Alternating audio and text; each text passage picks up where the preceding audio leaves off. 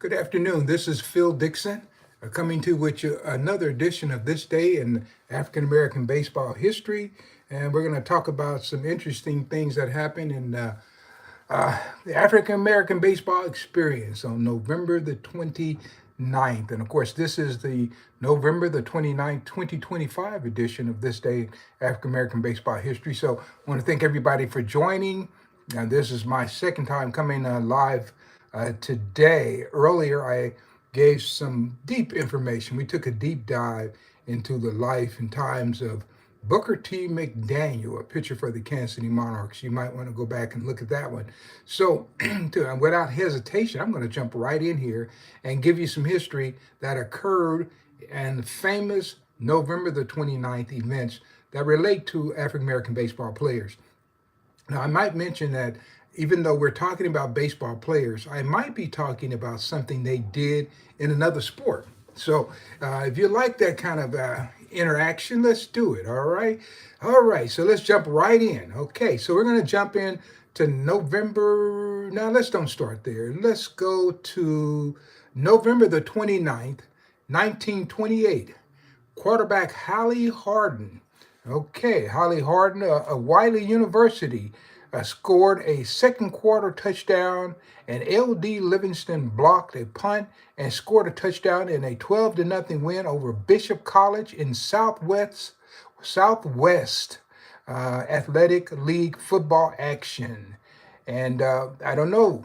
I've been talking a lot about Hallie Harden over this past month because he played a lot of great football for Wiley and later on Wilberforce, two HBCUs. In case you don't know, in an HBCU, that is a historically black college or university. So he was quite the player. And I've been thinking about putting together what I would call all baseball football team. And he might be my quarterback or my kicker, but I got some guys I've got several selections on that. So I'm not sure who I'm going to talk about. But as we go in football season ending and we go into bowl time in our current time, I'm going to give you my all-time football, baseball players team. Okay. All right then. Okay. So here we go. So that's Hallie Harden. And Hallie Harden was from Wichita, Kansas. And L.D. Livingston, who I also mentioned, he was a member of the Kansas City Monarchs as well. Hallie Harden played for several teams. So did L.D. Livingston. He also played in New York. But they also came through Kansas City. And so, like mentioning those guys, so because these guys were tremendous football players, and they played for Coach Fred Long down at Wiley, who was one of the winningest football coaches of all time. Look him up. Look him up. Fred Long. He was there for over 50 years, I think, close to 40 years coaching college football. So that is it. So I do also want to mention that is a 19-year-old, actually 18-year-old coming out of high school. I did have a music scholarship to go to Bishop College. And of course, I did not take the scholarship. I ended up going on the road as a professional musician. I was going for fame and fortune. Didn't get the fame and fortune, but I did get a chance to get my college degree, but I paid for it myself. All right, then. Let's keep it rolling. Okay, how about this? November 29th, 1931. After their big Thanksgiving win over Chattanooga, the Nashville Elites claimed the colored professional football title of the world. Tom Wilson, who operated the team from his home at 1123 and a half Cedar Street in Nashville, remained open to play any team wishing to challenge his claim to the title. And of course, their great quarterback there was Tommy Sanders, who had been top performer of the year. Now, there's a couple of guys who played in the Negro Leagues who came from Tom Wilson's football team. And I think about Jumping Joe Wiggins. And of course, I think about John Wright, Wild Bill Wright, that also played for him. So they were claiming the national professional football title. Now, most people know about the Negro National League and the baseball, but they don't know about the professional football teams as well. So I've had the honor of talking about quite a few of those teams here. So definitely the Nashville Elites. And I think the Chattanooga team was the Wolverines, if I'm correct. So, all right then. Okay. So let's go to November the 29th, 1931. Ah, George Mills Suttles banged 2 home runs in a 16-4 Philadelphia Royal Giants Winter League lambasting over the Los Angeles White Kings. And Suttle finished the game with 4 hits. And so that is George Mills Suttles, who's a member of the Major League Baseball Hall of Fame in Cooperstown, New York. That doesn't seem strange that he had 2 home runs. He did that many times. And in 1931, he had just one incredible Winter League season down there. And he was hitting home runs almost practically every single game. So I'm going to have to come back at the end of the season and do a wrap up on the number of home runs he had. So I have a whole record. I'll have to pull those records as well. So that's George Mills Suttles. If I'm correct, he was from Brockton, Alabama. All right. So let's go to, this is one I talked about earlier. If you go to my broadcast, Booker T. McDaniel. And on November 29, 1931, the same day that Mills Suttles hit all those home runs, he married his wife, Levita Myers, in Blackwell, Arkansas. And of course, Booker T lived in my community. I talked about that one in the earlier broadcast. Don't want to spend much time there, but was very fortunate to interview 2 of his brothers. And so I could really make a good case for how well he was and how well he was known around my community. And when I coached baseball, sometimes those old timers would show up down at Heathwood Park. So I got a chance to meet many of them. I tell you, one of my biggest boosters was Donifay Collins, who was Gene Collins' father. He was sitting in his car, he watched me, and then after I'd be leaving, he'd come, he said, man, he said, I like the way you train those guys. He said, were you ever in the military? I said, no, I wasn't in the military. But I made my guys run. They just ran. And if there was a hill by the park, we run on those hills. And then when the summer came, when it was 90, 95, 100 degrees, my teams were in better shape than any other team, so we could take the heat and we keep on winning. So that's the reason why I did that in the spring, so my guys would be more conditioned when it really got hot. And around Kansas City, it not only does it get hot, it gets humid. All right, let's see. So let's go about this one. Here we go. How about November 29th, 1933? Let me give it a little drink of water here. Okay, November 29th, 1933, while traveling to Chattanooga, Tennessee, one of the cars with players from the Nashville Elites. Okay, so this a couple years later, professional football team overturned, injuring several players. The remainder of the team reached Chattanooga, where they defeated the Wolverines. That's I was right when I talked about the Wolverines, 14-7 in Southern Football League action. All right then. So got 2 entries for the Nashville Elites on that day. All right. So they're going to jump up to November 29th, 1966. We're just dancing right through here, guys. I see some comments in here. I'm going to look at these comments. If you're on their line commenting, but before I get to it, put the city where you're listening to my broadcast. That will help me a great deal because believe it or not, some of you guys have the most creative online names that you'll ever want to see. And so I can't always comprehend what those names are, but of course the cities I know real well. And I might be able to tell you something about that city where you're calling from or following me from, because I've toured extensively. All right, so let's go to November 29, 1966. Tommy Davis is traded by the National League Dodgers along with Darrell Griffin to the New York Mets for Jim Hickman and Ron Hunt. All right. Davis batted .346 in 1962 with the Dodgers, and this was the highest batting average among National and American League players in 1962. Now, when I was growing up, it seemed like every year or every 2 or 3 years when I got a Tommy Davis card, man, they were trading this guy all over the place. He ended up playing with a lot of people. And so, believe it or not, this guy played for 10 teams in the American and National League, 10 teams total. That's a lot of teams. So I don't know if he played for Kansas City, but he sure played for everybody else. That was Tommy Davis. And then, of course, Ron Hunt. Ron Hunt, I remember on his baseball card. I think he had some kind of record for being hit by pitch. Um, Man, I'm just thinking about things just popping in my head as I'm talking about this. But yeah, Tommy Davis, great hitter, but man, I guess they didn't like keeping him on the team. So I guess everybody needs a great hitter, and he was the first one traded. All right, so let's go to November 29th, 1967. Okay, Charles Edward Hinton, Chuck Hinton, is traded by Cleveland's American League Indians to the California Angels for outfielder Jose Cardenal. Hinton batted .310 for the Washington Senators in 1962, fourth highest in the American League behind Pete Runnels, Mickey Mantle, and Floyd Robinson. Interesting that was the same year that Tommy Davis led all players with the highest batting average in both the National and American League. And of course, now you have Chuck Hinton. Chuck Hinton later on was the baseball coach at Howard University.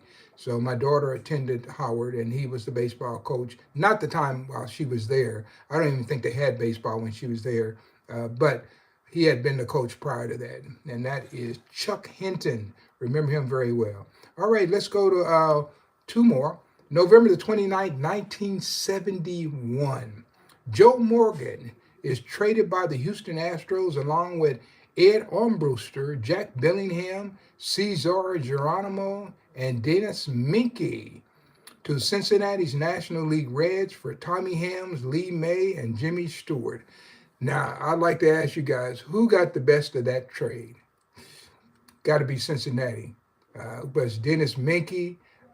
And what's interesting, I was up in Iowa. I think Dennis Minke was up around the same area where the legendary Cap Anson came from, because it seems like when I was doing some research, the Kansas City Monarchs played a team up there, and there were some Minkes in the lineup. So I ended up doing some research on that. But yeah, Dennis Minke, I saw some of these guys play.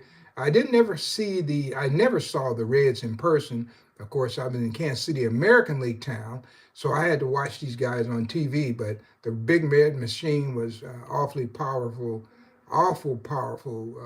baseball team in the mid 70s. Of course, Pete Rose would go on, not Pete Rose, but Joe Morgan would go on to win 2 MVPs. And I think he was the first second baseman in modern times to win back-to-back MVPs. So that was Joe Morgan. So I have to say Cincinnati got the better of that trade. Now, if you disagree with me, just let me know. And of course, I'm looking at who we got, Lee May, and I think there was more than one Lee May in baseball. There was an earlier Lee May, and if I'm correct, he was an R&B singer from the doo-wop era. So I may talk about that a little bit more at some point. All right, and so let's see. I always do a coming and going, and that's someone who was born on this date. So I've got 2 people. I've got November the 29th, 1918. John Wright, pitcher for several teams in the Negro League, was born in New Orleans, Louisiana.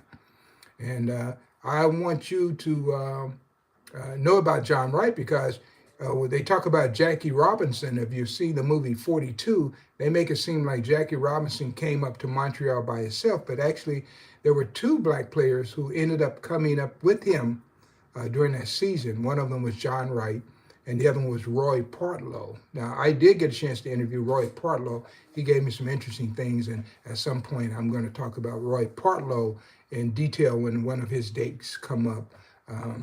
But I will tell you this, that Partlow said that Clay Hopper, the manager, never talked to him. And so I'd like to dig a little deeper into that one. Can you imagine playing for a team and the manager never talks to you? And so he would go to Jackie Robinson. He said, told Jackie to ask Roy if he wants to pitch today. So and we wonder why some of these guys did not have success is because the management wasn't behind them.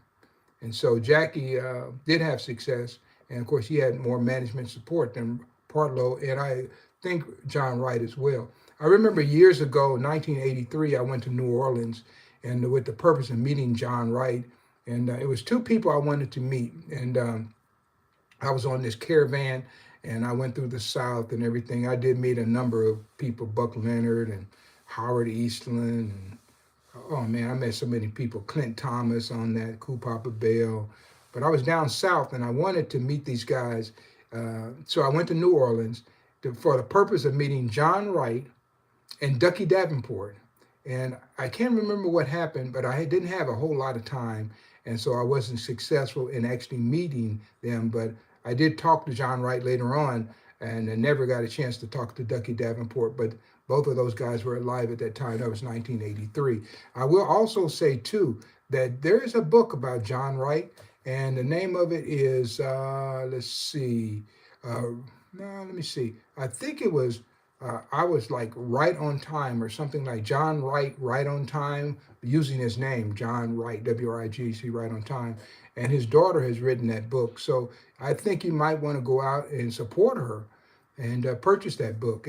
Usually it's a unique perspective when children of these ball players write the books versus us historians who have a few stories. They have many stories that they can talk about. And I know when I talked to Satchel Paige's daughter, I talked to Linda today, Linda Page.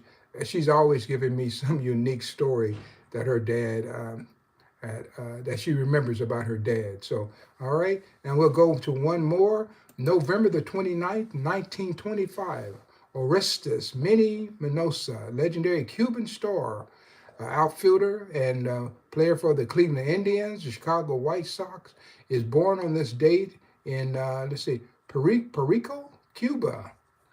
And let's see, and okay. Now I will tell you this, and I mentioned this before in several broadcasts. I would think I was 21, and I wrote Cy Berger, and I felt like they had some dates, his date of birth wrong, and I think it was the 1977 set of Topps cards, and I wrote Cy Berger, and it was basically, can you imagine this, a 20-year-old kid trying to chastise Cy Berger for getting the date wrong, man. I tell you what, it would make a great book for someone to say, I wrote Cy Berger. I know I'm not the only kid who wrote Cy Berger, right? But I can talk about it. So I definitely wrote Cy Berger, and I was trying to correct him on Minnie Minoso's date of birth. Now, I actually met Minnie Minoso, and so I have a picture with him. Maybe I'll post that as part of this, sharing this broadcast. So Minnie Minoso, he's a member of the Major League Baseball Hall of Fame, and I happened to be in Cooperstown for his inauguration when he was selected, and so I'm quite fond of saying I was there. Buck O'Neil also went in at that same time, and I was part of the committee that got those guys on the ballot. And so I went out and celebrated their enshrinement in Cooperstown. Been to Cooperstown, actually, believe it or not, guys, it took me about 60 years to get to Cooperstown, and I've been there 3 of the last 4 years. Like now I can't stop. I want to go to Cooperstown and then go on up close by there to the Boxing Hall of Fame. I'm going to pull that one off the next time I get out there. But it's always a pleasure to go out there and speak in Schenectady and Albany and Gloversville, and visit the New York Sports Hall of Fame in Gloversville. It's nice. You got to go out there and visit that, guys. Lots of baseball places to visit around the country, and I'll be happy to share some of my favorites in another broadcast. So if you're interested in that, just remind me, and I will do that. I probably need to make a note of that. So thank you guys for joining in today. That kind of concludes it. I try to keep it down to 20 minutes. I do want to say hello to a few people, and there's always some conversation going on back of what I'm saying, and I don't know what they're talking about. Somebody talking about I look like Will Smith. Well, I tell you what, guys, whoever said that, I hope you never have to ID pictures of people, because I look nothing like Will Smith, okay? And not even sure what's going on here. So, well, somebody asked about Babe Ruth. Well, I'm telling you what, guys, if you come here, you'll learn about more baseball players than Babe Ruth. This is the place you want to be. And I always tell people, I don't have any scantily dressed girls dancing behind me. So if that's what you like, man, it's not going to happen here. And I don't have any super funny, humorous things going on in my background. so that you can watch and laugh and get a chuckle. I don't have that. But if you like baseball and you like history, American history, and you want to listen to someone who's really traveled this country and who knows people, knows players, knows places, knows things about guys that you won't find if you Google the AI all night long. You won't find this information. So I just am so proud to be here. And I want to thank you, everybody who's been joining me. I certainly appreciate that. If you like what I'm doing, go ahead and hit subscribe. That helps me keep going, and I appreciate that. So thank you very much, guys. And I will be back tomorrow with the November 30th edition of This Day in Baseball History. Of course, this concludes the November 29th edition. And I will say this, I'm looking for at tomorrow. Man, I got some good stuff for tomorrow. Yeah, got a guy talking about a couple of Hall of Famers who became Rookie of the Year. Got a baseball player playing basketball, pretty good. Oh man, I tell you what, join me tomorrow, and you'll be happy that you did. So, all right then, thank you. It's been my honor to bring you baseball information. And I will tell you this, guys, this time of year, there's no baseball to watch. Maybe you might catch some reruns and that kind of thing. But I try to give a good hot stove league broadcast, so we can keep this conversation going. I think baseball is a great game. I remember Double Duty Radcliffe. He used to tell me, he said, hey, if God made something better than a woman in baseball, he kept it to himself. So I don't want to keep this to myself, and I'm happy to share it. So thank you, guys. Have a nice day, and I'll see you tomorrow with another edition of This Day in Black Baseball History.